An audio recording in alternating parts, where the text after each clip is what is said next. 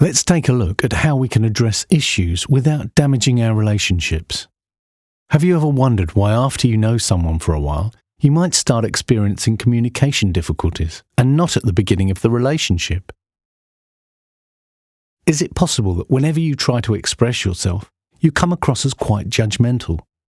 Maybe you have created a habit. An unhelpful and rather damaging habit has been formed that creates confusion. For example, you might be thinking that you are direct and don't beat around the bush in your approach, but the reality is you come across as quite judgmental and critical. Do you find yourself a bit lonely lately? Have you noticed that people are avoiding you?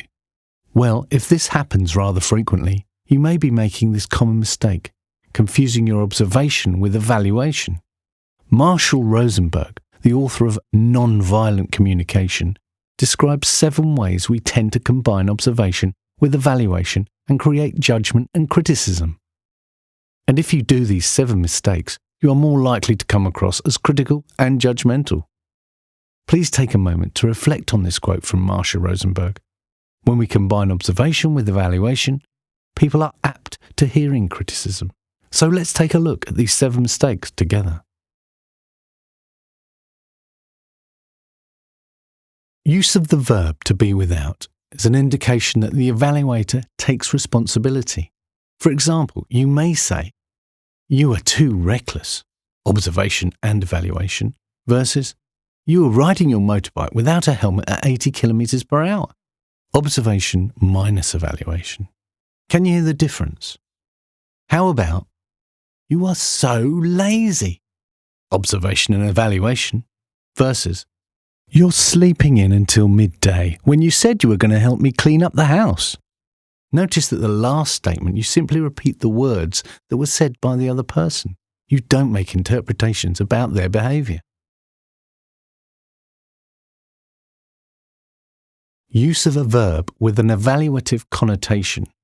Mike wastes his time, observation and valuation, versus Mike has watched Netflix all weekend, observation minus evaluation.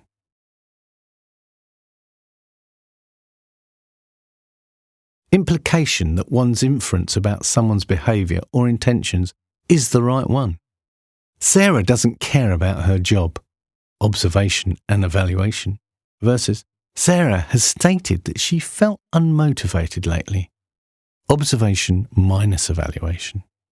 As much as possible, do not make assumptions about people and their intentions. You can, however, use their words if they themselves identified something as a lack of motivation.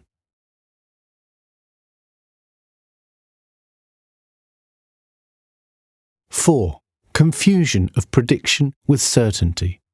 If you don't exercise enough, you will get sick, observation and evaluation, versus not getting enough daily exercise might negatively impact your health, observation minus evaluation. In this case, if you want to share your advice with someone.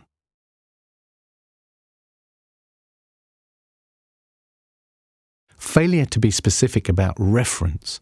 You don't care about your health, observation and evaluation, versus, are you saying that you don't eat fruit and vegetables? Observation minus evaluation. I think this one can be heard quite often. We make a judgment about parents and children, and how often do you hear, "You don't care about your child? If you did, you would not let them use the iPad. You don't care about me. If you would never forget to buy me what I really want."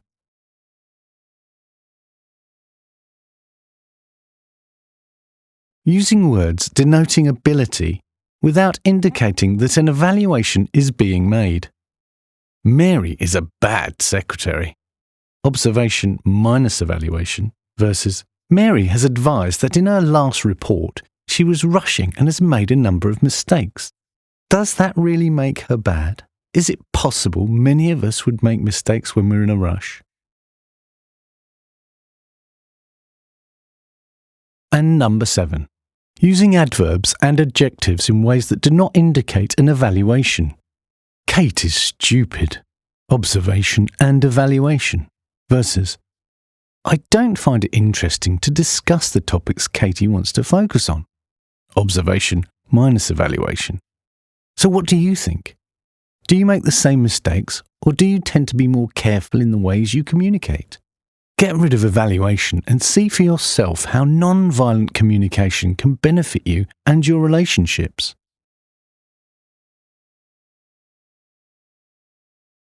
If your goal is to create positive and meaningful relationships, I am sure that using non-violent communication will help you to replace old negative habits with more effective positive ones.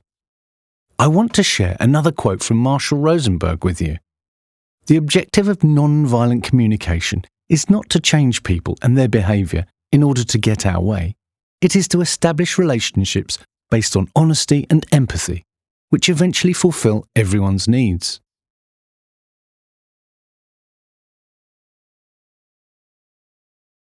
And lastly, if you think that you would like to repair your damaged relationships with your better half or improve your anger management, check out our courses on www.impulsivity.com.au. We are here to support you in achieving your goals of overcoming unhelpful habits and improving your life. Thank you for your time and all the best.